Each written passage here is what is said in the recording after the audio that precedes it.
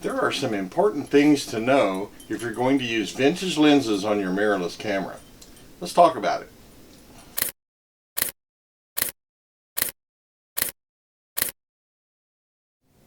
Hey, welcome to my channel. I get a lot of questions when I post videos about using vintage lenses, whether it's a video about a lens or just a video about shooting vintage lenses. I get questions about how I do that, what settings do I use, that sort of thing. And so I've put together a video today showing 5 things you need to know if you're going to use vintage lenses. And like I say, these are all based on questions I get from people, so hopefully this will be helpful for those that are getting started using vintage lenses, and maybe for some people that have been doing it for a while. Anyway, before we get started, if you would, please click on the like and subscribe buttons.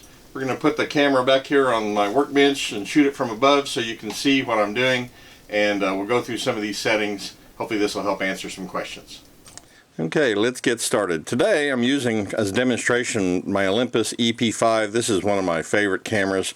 If you haven't ever used an EP5, I've got a video. I'll post a link in the description down below about it. It's just one of my favorite, super compact but really capable cameras. Also today I'm using this SMC. It's a super multi-coated Takumar 55mm f2 lens. This is again one of my favorites, partly because it's really compact, works well on the micro 4/3 cameras, and it's got just amazing image quality.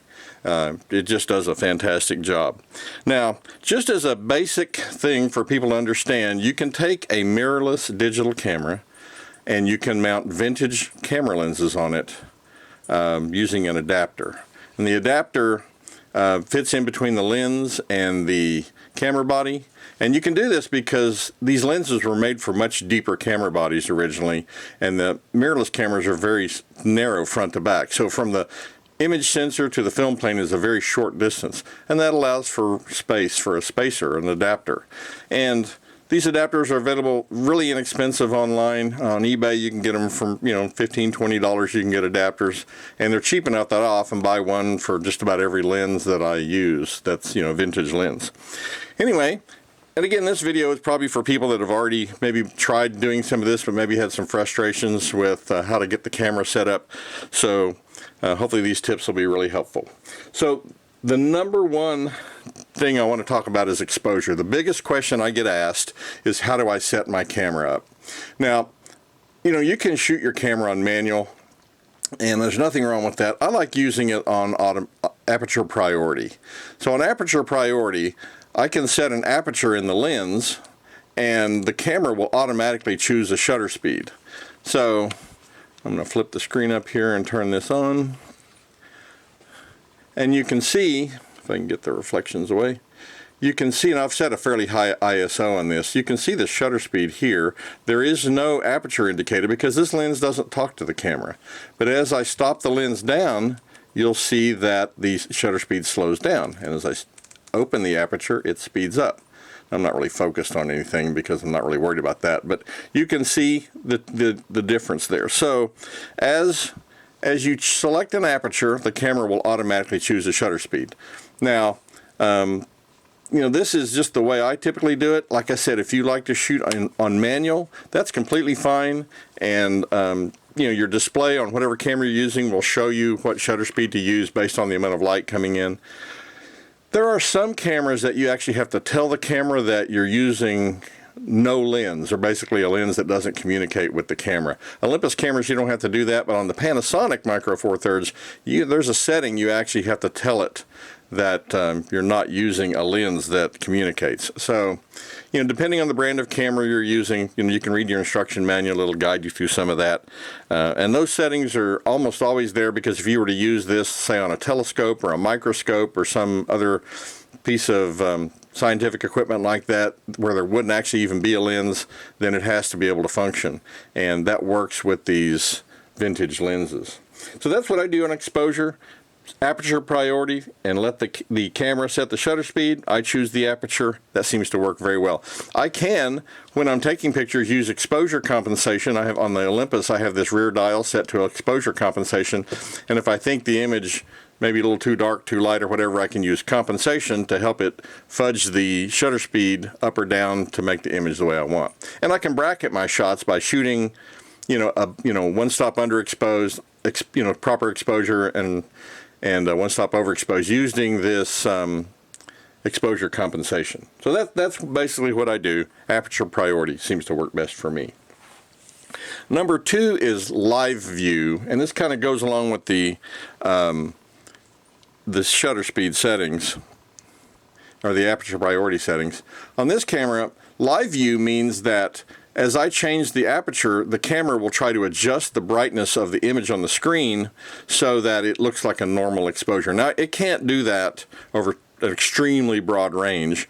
If you get an extremely bright light and you've just got way too bright, too much light coming in, or if it's too dark out and you have the aperture stopped down too far, it can't completely compensate. But what it does is it tries to compensate. And in the Olympus cameras, we can turn the menu on.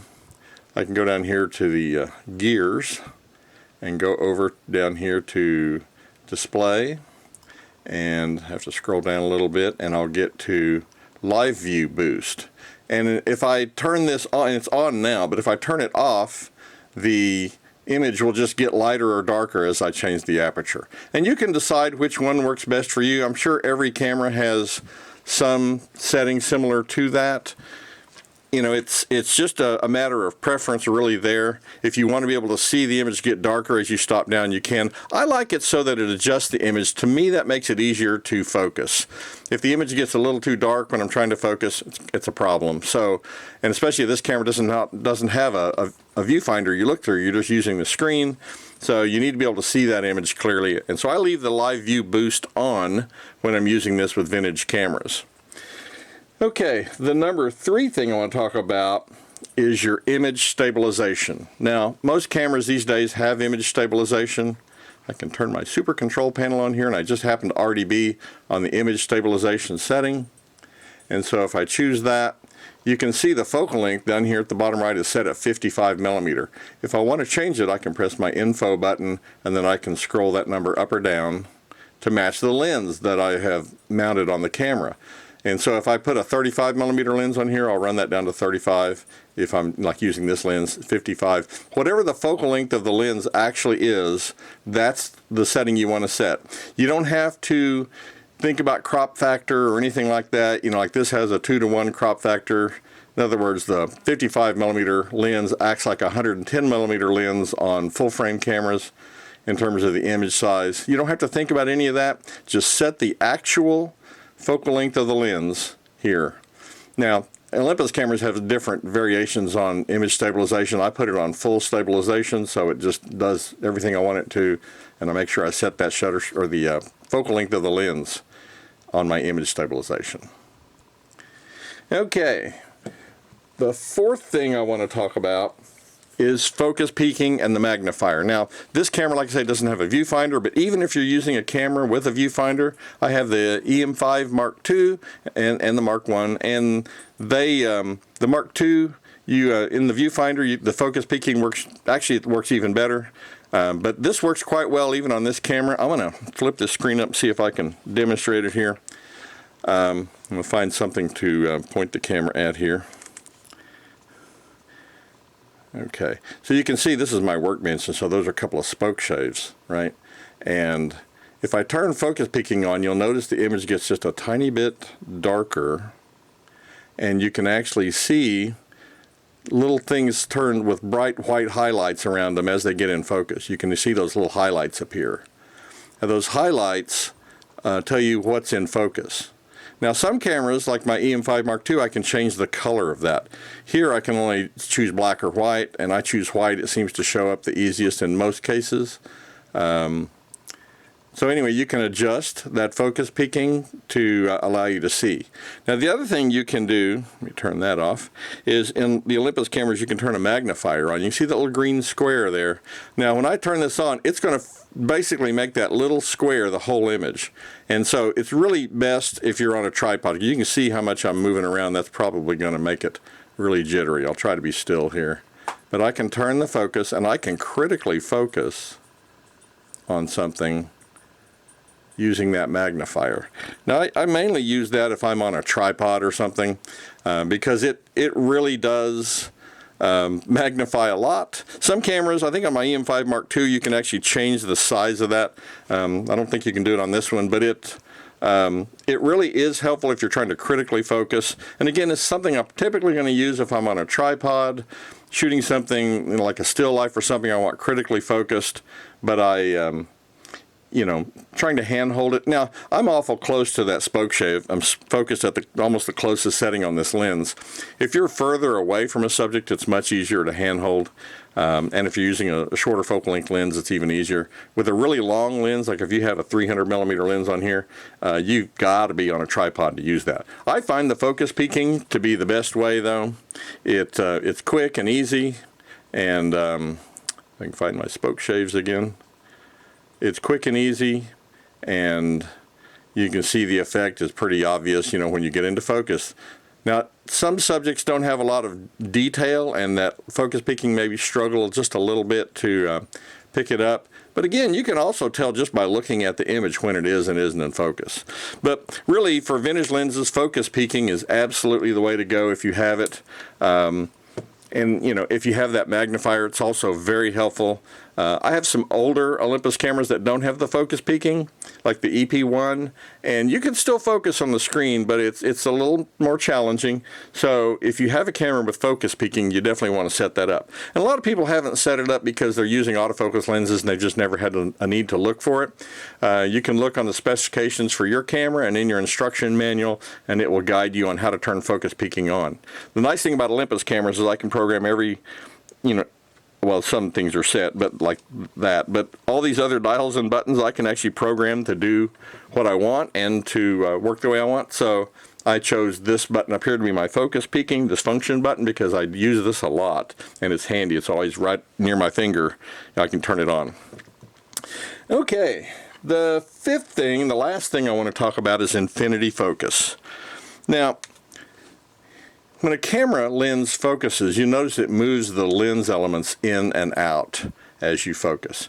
You don't always see this so much on your autofocus lenses because it might be moving it a single or a small group of elements inside the lens back and forth to focus. But on these vintage lenses, you'll actually see the lens move in and out. And if we take this lens off of here, you can actually see on the back side of it here, as I focus it, you can actually see the whole thing moving in and out, right? So what happens, or can happen, is a lot of these adapters, this kind of chrome-plated piece here in the middle, and there's set screws around your adapter where you can actually loosen these set screws, and if your lens, when you put it on, doesn't line up, especially these screw-mount lenses, if it doesn't line up exactly with the numbers on the top, you can loosen those and you can turn it a little bit. But often what happens is they make these adapters so that your lens might actually focus a little bit past infinity. So you set it on infinity here, but if you're looking at the image and looking at focusing, it might actually hit infinity before you get to that stop. And so if you turn the lens just to the infinity stop and take a picture expecting it to be in focus, it might actually be focused past infinity, if you can imagine what that is. So if you know, when you first get an adapter and a lens, you set this up, look at some distant subjects and see if that's happening. If you are actually going a little past infinity when, and you'll see it as you focus, it'll reach sharp focus before, you know, on a distant subject before you actually hit that infinity stop. And the reason they do that on these adapters is they make them a tiny bit short. We're talking a few thousandths of an inch, but they make them a tiny bit short because there can be a lot of variation in lenses, you know, the original manufacturer and aftermarket lenses and screw mount lenses like this that use the M42 screw mount. There's a lot of people that made lenses using that mount, and so they have to be able to make all lenses at least reach infinity. If your lens never reached infinity, then the whole, the mount becomes kind of worthless. So they make these so that your lens is likely to go just a tiny bit past infinity. And it's just something to be aware of if you're shooting landscapes or things with a distance. Make sure you go ahead and checking your focus. Don't just turn this to infinity and assume that you're in focus. Check your focus. And with a little bit of use or practice, you'll quickly come to know if your lens is doing that or not. And you can, compensate, if it's consistently just, maybe at the edge of the infinity mark or something, you can know where to set it. You could theoretically, if you want to go through the trouble, you could take this middle piece out. Again, there's 3 set screws around the perimeter. Take it out. You could get some brass shim stock or something and cut a shim of a few thousandths and put it in there. You could, but it's more trouble than it's really worth. It's really just easier to kind of just learn your equipment. And if you have, let's say, like I have lenses made by the Takumar lenses made by Asahi Optical or Pentax, and I have some screw mount lenses made by Mamiya and some made by other companies, Vivitar, and they could be a little bit different. So if I modified this mount and I'm sharing this mount, then I might fix it for one lens and ruin it for another. So really the best thing to do is just to learn your lenses and how they react with this, and if you're going a little bit past infinity, then you need to compensate.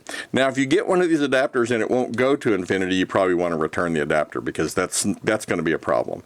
Anyway, infinity focus is just something to be aware of. I think that trips a few people up. I've had a couple people ask me, why does my lens go past infinity? I focus to infinity and it's out of focus, and I back it up a little bit and now it's in focus. And then that's why, because of manufacturing tolerances between the mounts and the lenses and all that, they make sure that you can reach infinity by making these just a tiny bit short.